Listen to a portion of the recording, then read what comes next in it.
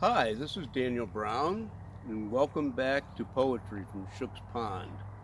This time I'm sitting in front of a beautiful lilac bush, and I still have on my teacher's jacket sans leather patches on the elbow.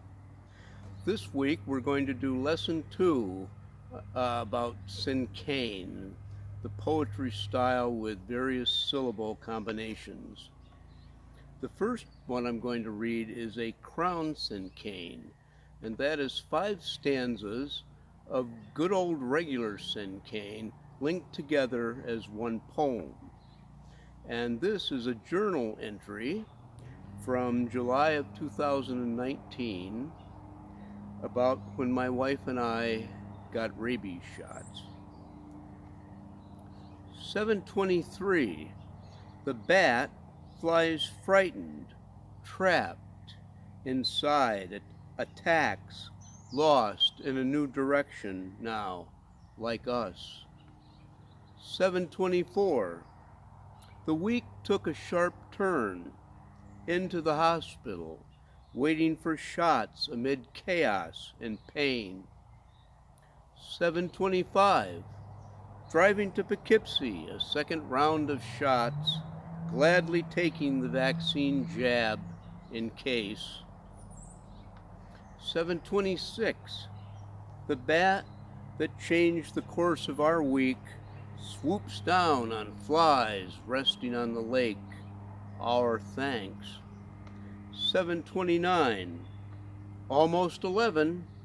Time to drive for a third shot in the saga of the lost bat and us. And the next type of cinquain is called a Garland cinquain, and that is 5 stanzas of good old regular cinquain, followed by a 6th stanza that references a line from the previous 5. And this is also from my journal, and this is about when I had shingles, and it was, 3 years ago at this point. Just trees in dappled light, brown bark, rustic, rash-like, branches low enough for a child's handhold. Shapes grow, slowly outlined, night without sleep again, waiting patiently for dawn light to rise. At night, all is altered in a gray changing sky, sitting in front of a flickering plasma. Stand up, pace the still house, put your hand through the fog to an unknown day on the dark tree line. Time stands beyond the hill with the shadow of deer, so close you could touch, frozen like the clock face. Just trees, slowly outlined, and a gray sky changing to an unknown day on the dark clock face. And the next type of cinquain is called didactic cinquain, and that's a $25 word which basically means instruction. And it's a really fine method of teaching children to write and appreciate poetry. I call it, though, the simple kind of cinquain for a simple man. And in this case, with cinquain, you use words instead of syllables for each line. 1 word, 2 words, 3 words, 4 words, back to 1 word. And I have 4 of these. Faces of family, millions of years walking on common ground, earth.